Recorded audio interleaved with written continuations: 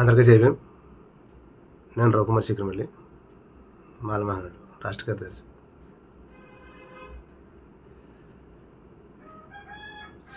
ప్రస్తుత కూటమి ప్రభుత్వం సూపర్ 6లో భాగంగా ఫస్ట్ సంతకమే డిఎస్సీల మీద పెడతానంది. ఇప్పటికి 9 నెలలు గడుస్తున్నా కానీ దాని మాటే లేదు. పోతే మొన్న 2019 వైసీపీ ప్రభుత్వం జాబ్ క్యాలెండర్ అంది, డిఎస్సీలు అంది, మెగా డిఎస్సీ అంది. వాళ్ళు పక్కన పెట్టేశారు 10 సంవత్సరాలు.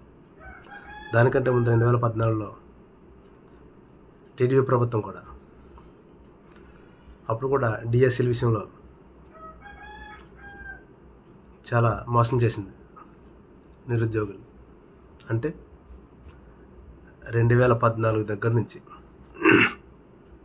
అంటే ఇప్పటికి 10 సంవత్సరాలు పూర్తవుతుంది. అవునా? దానికంటే ముందు డాక్టర్ వైఎస్ రాజశేఖర రెడ్డి గారు పూజ్యులు హెలికాప్టర్ యాక్సిడెంట్లో చనిపోకుండా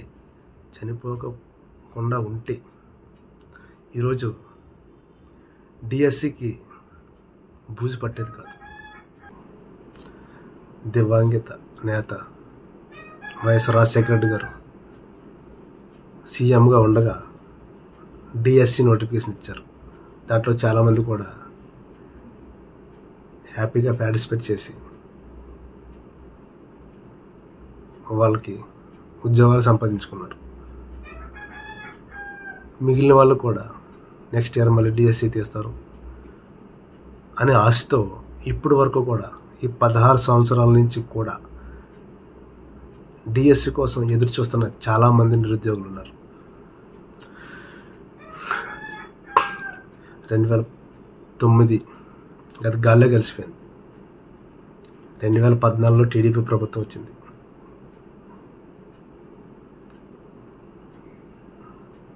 వాళ్ళకి గాల్లో కల్పిస్తారు. తర్వాత మళ్ళీ వైసీపీ వచ్చింది 2019, గాల్లో కలిపేశారు. ప్రస్తుతం కూడా ఈ డిఎస్సి అనే మాట గాల్లో కలిపేసినట్టే. ఎందుకంటే సూపర్ 6లో భాగంగా ఫస్ట్ సంతకం డిఎస్సి పెడతా అన్నప్పుడు డిఎస్సి ఎందుకు పెట్టలేదు? మింగలేక మంగళవారం అన్నారంట ఎవరో. ఈ సామెత నేను ఈ సందర్భంలో వాడచ్చో లేదో నాకు తెలియదు, కానీ నేను ఖచ్చితంగా వాడాలి తప్పదు. ఎందుకంటే ఎస్సీ వర్గీకరణ అయిన తర్వాత డిఎస్సి నోటిఫికేషన్ ఇస్తామనే మాట అనేది తప్పు, జరగని పని. ఈ 30 సంవత్సరాల నుంచి కూడా ఎస్సీ వర్గీకరణ జరిగింది. ఇప్పుడు ఎందుకు జరుగుద్ది? జరగదు కదా. ఎస్సీ వర్గీకరణ జరిగితే ఊరుకుంటారా? మేము ఊరుకుంటాము? ఎవరు ఊరుకోరు. ఎస్సీ వర్గీకరణ జరగదు కాబట్టి మేము డిఎస్సి ఇవ్వలేము.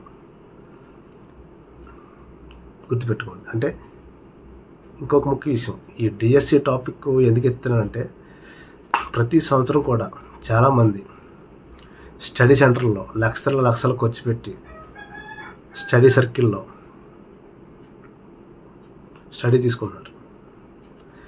ఈ 16 సంవత్సరాల నుంచి కూడా ఈ నిరుద్యోగులు ఎన్ని డబ్బులు ఖర్చు పెట్టుకున్నారు డిఎస్సి కోసం, స్టడీ కోసం. స్టడీ సర్కిల్లో ఎన్ని లక్షలు నష్టపోయారు. అదేవిధంగా రేపు నెక్స్ట్ ఇయర్ అని ఎంత మానసిక హింసలకు గురయ్యారు ఈ డిఎస్సి కోసం ఎదురు చూస్తున్నటువంటి నిరుద్యోగులు, తెలుసా? ఇంకొకటి, ఈ 16 సంవత్సరాల నుంచి ఎదురు చూసేవాళ్ళు ఇప్పుడు ఎదురు చూడడానికి వాళ్ళకి అర్హత లేదు. 16 సంవత్సరాల నుంచి డిఎస్సి కోసం ఎదురు చూసిన వాళ్ళు ఇప్పుడు ఈ క్షణం మీరు డిఎస్సి పెడితే కొంతమంది అర్హులు కారు. ఎందుకంటే ఏజ్ దాటేసింది. 16 సంవత్సరాల కోసం అప్పుడున్న ఏజ్, అప్పుడు ఎలిజిబిలిటీ 35, 30, 38, 40, 36 ఈ వయసులో ఉన్నవాళ్ళు, 25 to 40 లోపు ఉన్నవాళ్ళు ఎదురు చూశారు. అప్పుడు ఎదురు చూసిన వాళ్ళు ఇప్పుడు ఈ డిఎస్సి రాయడానికి అర్హులు కారు. ఏజ్ దాటేసింది, రాయడానికి అవ్వదు. వీళ్ళ పరిస్థితి ఏంటి? ప్రత్యేకంగా కుటుంబంలో బరువు బాధ్యతలు మోయాల్సిన వయసు 40+. ఆ టైంకి ఉద్యోగం అవసరం. అప్పటిదాకా తల్లిదండ్రుల ఆస్తులు అమ్మి, అయ్యి అమ్మి, ఇవి అమ్మి, శతమానాలు తాకట్టు పెట్టి, గాజులు తాకట్టు పెట్టి, రకరకాలుగా ఉన్నాయన్నీ తాకట్టు పెట్టి స్టడీ సర్కిల్లో స్టడీ తీసుకుని స్టడీ ఇప్పిస్తే నా కొడుకు లేకపోతే నా కూతురు రేపు పొద్దున్న ఉద్యోగం వస్తే మమ్మల్ని పెంచుతారని ఆశ, అంతమంది ఆశ పాతాళంలో కల్పించారు ఈ టీడీపీ వైసీపీ ప్రభుత్వం. అవునా కాదా? ఇప్పుడు డిఎస్సి పెట్టినా కానీ ఏజ్ బార్ అయిపోయిన పరిస్థితి ఏంటి? డిఎస్సి కోసం ఎదురు చూసి నా కొడుకు ఉద్యోగం అవుతుంది, నా కూతురికి ఉద్యోగం అవుతుంది, నేను చేసిన అప్పులన్నీ తీర్చుతారు అనే నమ్మకం పెట్టుకున్న తల్లిదండ్రుల పరిస్థితి ఏంటి? ఈ ఉద్యోగాల కోసం ఎదురు చూసి ఏజ్ బార్ అయిపోయిన వాళ్ళ పరిస్థితి ఏంటి? వాడి పిల్లం బిడ్డలను ఎలా పెంచుకోవాలి చెప్పండి? ఎలా పెంచుకుంటాడు? ఇప్పుడు ఉద్యోగం లేదు. ఇప్పుడు ఎగ్జాంపుల్ నేనే ఉన్నాను, నాకు 42, 43 నాకు దాటేసింది. నేను ఎగ్జామ్కి అర్హుని కాదు. 35 సంవత్సరాల క్రితం అయితే నేను అర్హుణ్ణి, ఒక 2 సంవత్సరాల క్రితం నేను అర్హుణ్ణి, ఇప్పుడు అర్హుని కాదు. ఈ 15 సంవత్సరాలు కూడా నేను ఈ డిఎస్సి కోసం ఎదురు చూసి ఇప్పుడు డిఎస్సి రాదని తెలిసి నాకు ఏజ్ బార్ అయిపోయిందని తెలిసి నేను ఎలా పెంచుకోవాలి పెళ్ళం బిడ్డలు? సమాధానం చెప్పాలి ఈ రాష్ట్ర ప్రభుత్వాలు, ఈ స్వార్థపూరిత రాజకీయ ప్రభుత్వాలు, ఈ విభజించి పరిపాలించే ప్రభుత్వాలు, ఈ రాజకీయ పార్టీలు. నాకు సమాధానం చెప్పండి. 100 మందికి అది 1000 మంది, 1,00,000 మంది అడిగే ప్రశ్న నేను అడుగుతున్నాను. చెప్పండి. ఇప్పుడు నాకు ఏజ్ బార్ అయిపోయింది, ఇప్పుడు నేను ఎగ్జామ్ రాయలేను, నాకు ఎగ్జామ్ రాయడానికి అర్హత లేదు, నాకు ఉద్యోగం అర్హత లేదు. ఈ 15 సంవత్సరాల నుంచి నేను ఎదురు చూశాను డిఎస్సి కోసం. ఇప్పుడు నా పిల్లల బిడ్డలు ఎలా పెంచుకోవాలి? నేను ఏం చేసి బతకాలి చెప్పండి? ఏం చేసి బతకాలి? ఈ 15 సంవత్సరాల నుంచి కూడా నెక్స్ట్ ఇయర్ జిఎస్టీ చేస్తారని నేను స్టడీ సర్కిల్లో నేను ఖర్చు పెట్టిన డబ్బు ఎవడిస్తాడు? మేము ఎలా సంపాదించాలి? అంటే ఇండైరెక్ట్గా మీరు చెప్పేది ఏంటంటే నీలాగా 15 సంవత్సరాల నుంచి డిఎస్సి కోసం ఎదురు చూస్తున్న నిరుద్యోగులందరూ కూడా ఏం చెయ్యాలి? ఏం చేయమంటారు చెప్పండి? చెప్పండి. మేము దుర్మార్గులుగా మారిపోవాలా? దొంగలుగా మారాలా? చెప్పండి. మేము దొంగలుగా మారాలా? బందిపోట్ల కింద మారాలా? చెప్పండి. మేము బ్యాంకులు లూటీ చేయాలా? సంఘ విద్రోహ చర్యలు చేయాలా? చెప్పండి. మార్గద్రవ్యాలు సప్లై చేసుకోవాలా? మేము ఎలా బతకాలి చెప్పండి? ఎలా బతకాలి? మేము ఒక ఏంటిది మీ దృష్టిలో, ప్రభుత్వం దృష్టిలో, లా అండ్ ఆర్డర్ దృష్టిలో ఏ చెడ్డ పనులు అయితే ఉన్నాయో ఆ చెడ్డ పనులు మేము చేసి బ్రతకాలా? మేము ఎలా బతకాలి? మాకు ఈ రాష్ట్ర ప్రభుత్వాలు సమాధానం చెప్పాలి. పోన్లే టైం బాగుంది, ఇప్పుడు డిఎస్సి తీసినా కానీ ఇప్పుడు నేను ఎలిజిబిలిటీ కాను కాబట్టి మేము ఎలా బ్రతకాలి? కోట్ల మంది నిరుద్యోగుల ప్రశ్న ఇదే. మేము ఎలా బతకాలి చెప్పండి? మేము పిల్లం బిడ్డలు ఎలా పోషించుకోవాలి చెప్పండి? మేము చేసుకున్న రేపు డిఎస్సి అని మేము స్టడీ సర్కిల్లో అప్పులు చేసి మేము స్టడీ తీసుకుని నాలెడ్జ్ పెంచుకుని రాద్దామని రెడీగా ఉన్నాం. ఈ ఖర్చు ఎవరిస్తాడు మాకు చెప్పండి? ఇప్పుడు మేము ఎలా బతకాలి? మాకు దారి చూపించండి. చెప్పండి, మాకు దారి చూపించండి. ఎలా బతకాలి? అందుకే మీరు ఏమీ చేయలేరు. మీ దగ్గర నేను అడిగిన ప్రశ్నకి మీ దగ్గర సమాధానం లేదు. ఇది వైసీపీ ప్రభుత్వం అవచ్చు, టీడీపీ ప్రభుత్వం అవచ్చు, ప్రస్తుత సెంట్రల్ మోడీ అవ్వచ్చు, కాంగ్రెస్ ప్రభుత్వం అవ్వచ్చు, మోడీ ప్రభుత్వం అవ్వచ్చు, ఏ ప్రభుత్వమైనా మాకు సమాధానం చెప్పండి. మేము ఎలా బతకాలి? మీకే రాజకీయ నాయకులకి అందరూ చెప్తా, నీకే నువ్వు ఎమ్మెల్యే అయ్యావు, నీ భార్య ఎంపీ అవుతుంది, నీ కొడుకు మళ్ళీ ఇప్పుడు ఎమ్మెల్యే అవుతాడు, లేకపోతే ఎమ్మెల్సీలో గెలుస్తాడు. నీకు డబ్బు ఉంది, బలగం ఉంది, నువ్వు, మీ బాబు, నువ్వు, నీ కొడుకు, తర్వాత నీ మనవడం, తర్వాత నీ ముద్దు మనవడం, మీకే రాజకీయాలు. దెంగ మరిగిన కుక్క దారి కాసిందంట. అర్థమైందా? అలాగా మీకే రాజకీయాలు, మీరే సంపాదించుకోవాలి, ఇంకెవరో సంపాదించుకోరు. ఎదుటివాడు రాజకీయాల్లోకి వస్తే మీరు ఓర్చలేరు.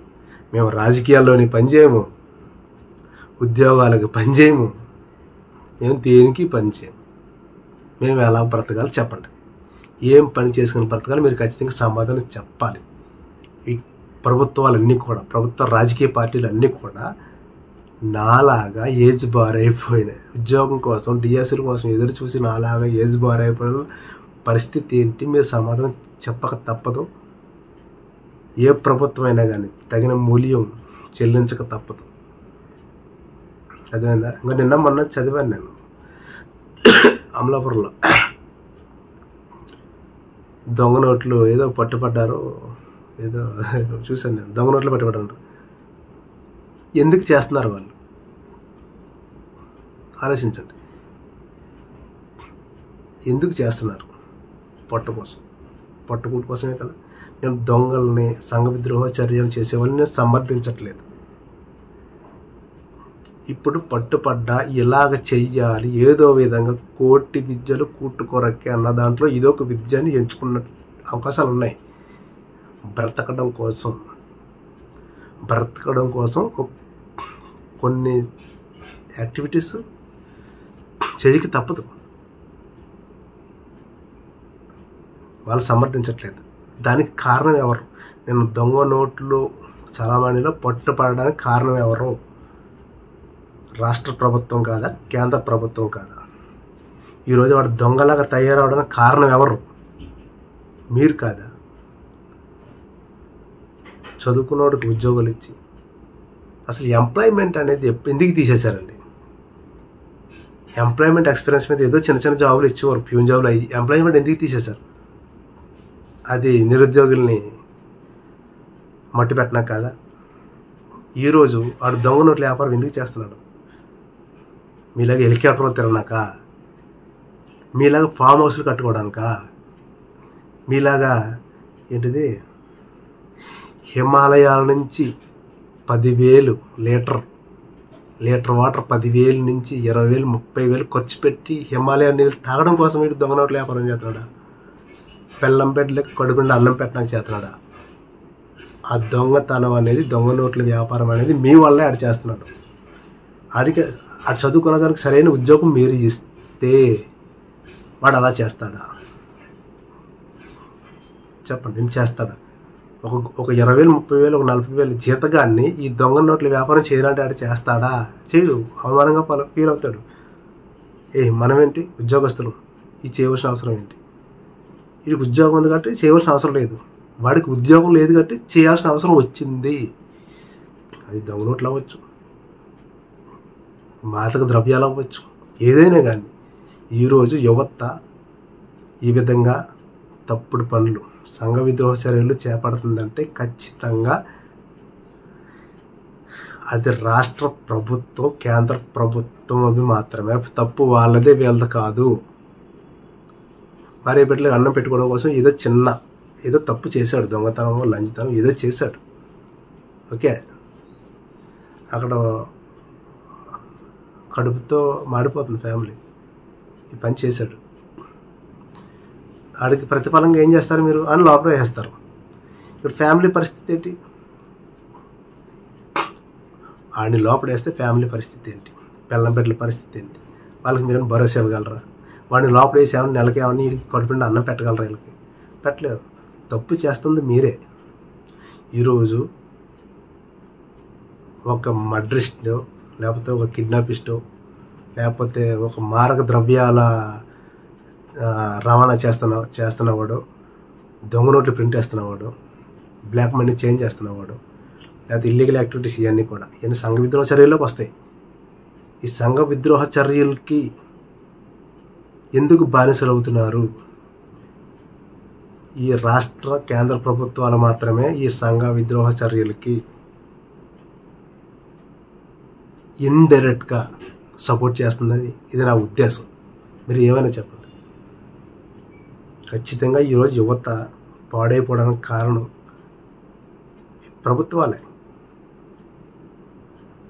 వ్యక్తిగత స్వార్థ ప్రభుత్వాలే.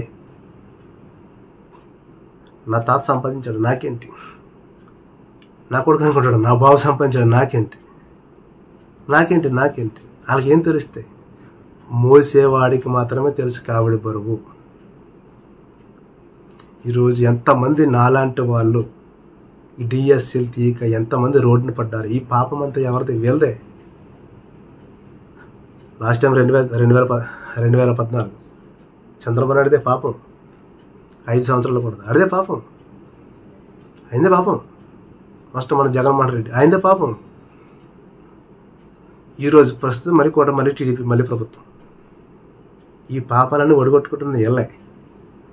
కర్మఫలం ఖచ్చితంగా అనుభవిస్తారు. లక్షల మంది నాలాగా డిఎస్సి తీస్తే ఉద్యోగాలు వస్తాయని ఆశించిన పరిస్థితి ఏంటి? చంద్రబాబు నాయుడు నువ్వు సమాధానం చెప్పు, జగన్మోహన్ రెడ్డి నువ్వు సమాధానం చెప్పు. ఎందుకు మీరు రాజకీయాల పార్టీ పెట్టుకున్నారు? కోట్లు సంపాదించి దోసుకుని స్విస్ బ్యాంకుల్లో దాచుకున్నాక, స్విస్ బ్యాంకుల్లో మీరు బతుకుండగా స్విస్ బ్యాంకుల్లో డబ్బు మీద తెచ్చుకుని మీరు ఖర్చు పెట్టుకుంటారా? స్విస్ బ్యాంకులో మీ డబ్బు అలాగే ఉంటుంది, దాన్ని మీరు తేలేరు. స్విస్ బ్యాంకులో దాచుకుని పోతే ప్రజలు పెట్టొచ్చు కదా,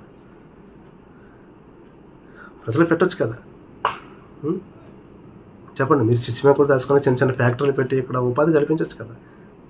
ఎంత నల్లధనం ఉంది స్విస్ బ్యాంకులో. స్విస్ బ్యాంకులో ఎందుకు దాచుకుంటారు? అవి మీకు వస్తాయా? దిమాక్ లేదు, మీ దగ్గర సమాధానం లేదు.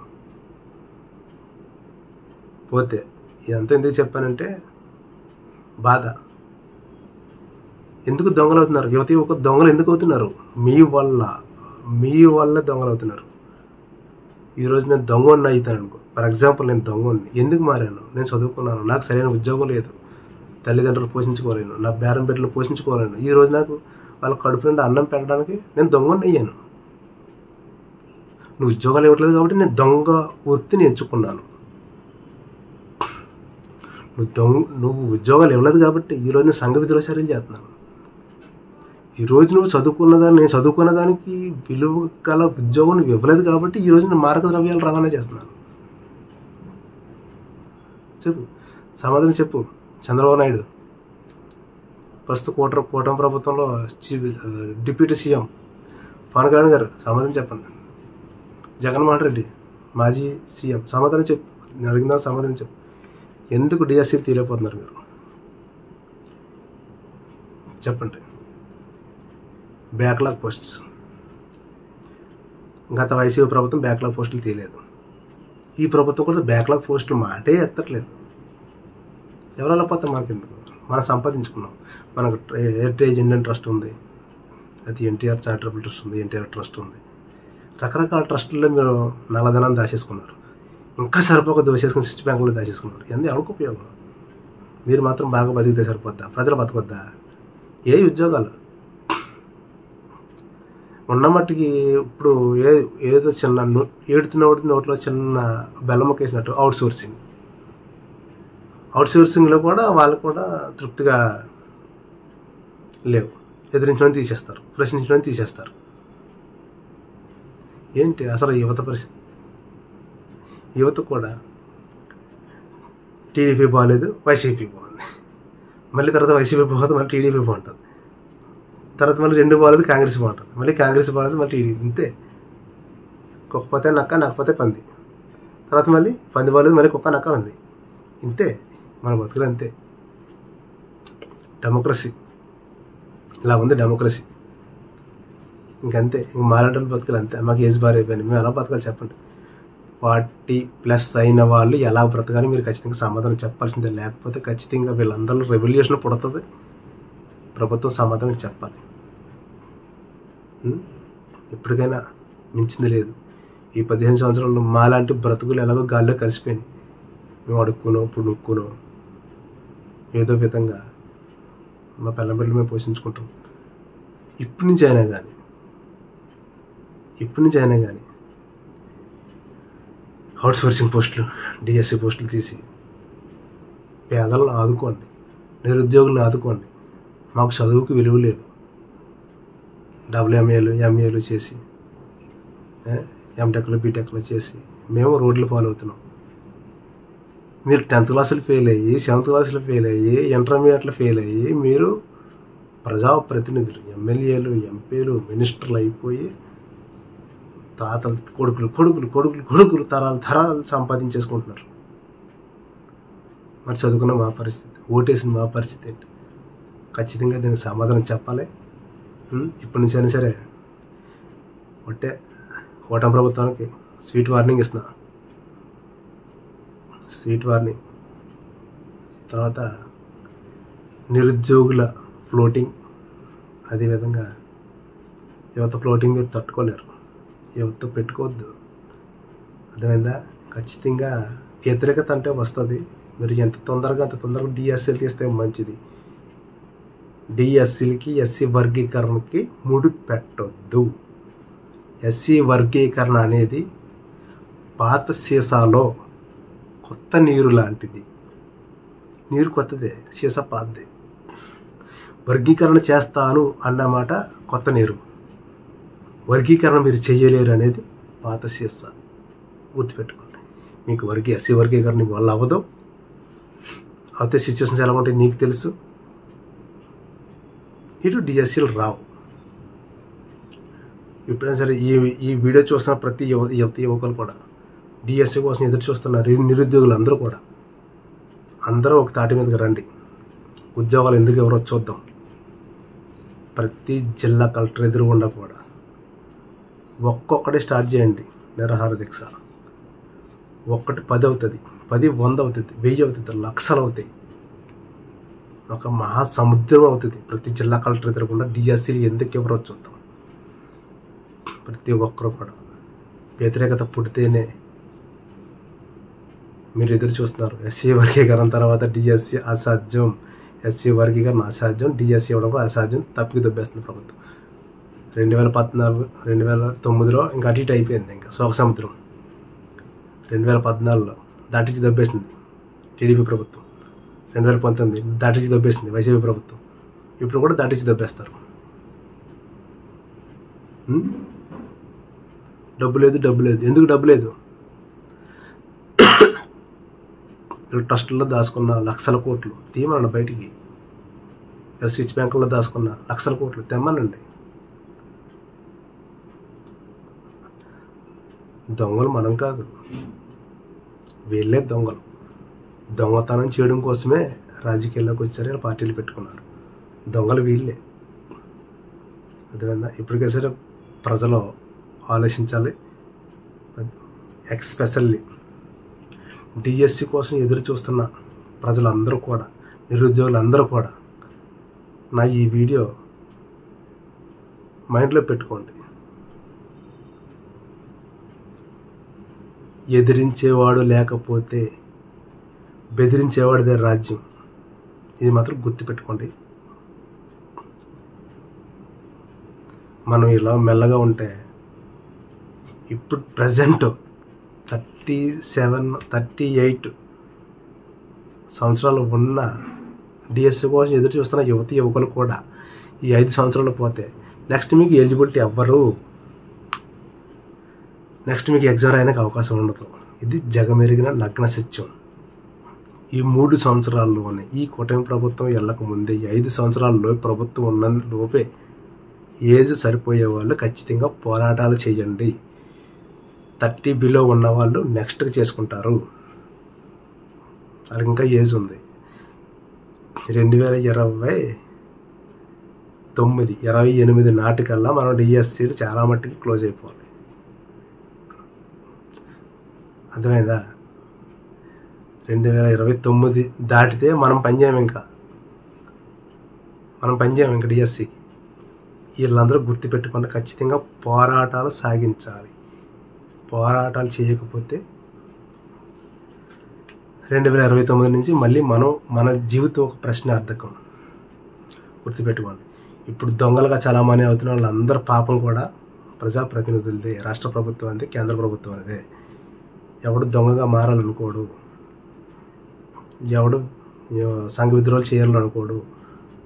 వాడు కడుపు మంట, వాడి ఆకలి చల్లార్చాలి, వాడి ఫ్యామిలీ ఆకలి చల్లార్చాలి. అర్థమైందా? ఇప్పుడు దొంగతనంతో పట్టుబడుతున్న వాళ్ళందరూ పాపాలు కూడా, వాళ్ళ ఫ్యామిలీ పాపాలు, ఆడ పాపాలు కూడా అన్నీ కూడా రాష్ట్ర కేంద్ర ప్రభుత్వం అని ఖచ్చితంగా చెప్పక తప్పదు. ఎందుకంటే ఒక ఉన్నత ఉద్యోగం ఉన్నవాడికి, ఉన్నత స్థితిలో ఉన్నవాడిని దొంగతనం చేయమంటే అటు చేయలేడు. ఎందుకు చేస్తాడు? మంత్లీ ఇన్కమ్ సోర్స్ ఉంది, నెలకు 10,000, 20,000, 30,000 ఇన్కమ్ సోర్స్ ఉన్నప్పుడు దొంగతనాలు, సంగీత చర్యలు ఎందుకు చేస్తాడు? ఏమీ లేనోడే చేస్తాడు. అది ప్రభుత్వం గుర్తుపెట్టుకోవాలి, రాష్ట్ర కేంద్ర ప్రభుత్వాలు గుర్తుపెట్టుకోవాలి.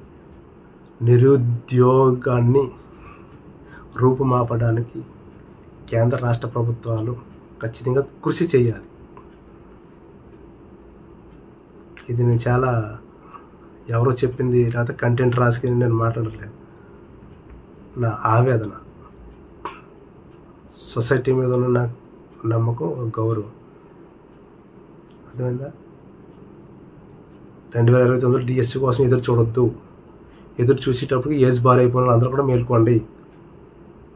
దీనికోసం నేను ఏ కార్యక్రమమైనా తలపెట్టే అవకాశాలు ఉన్నాయి.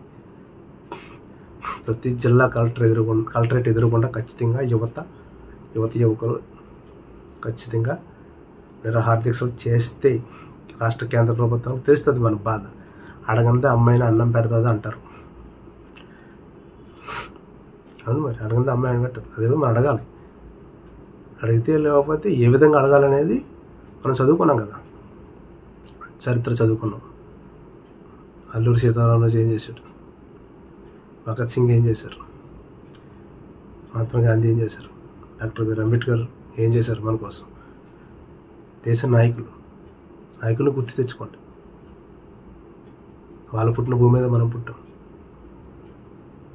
వ్యతిరేకత అనేది, విప్లవం అనేది లెగాలి, వ్యతిరేకత అనేది లెగాలి. అప్పుడే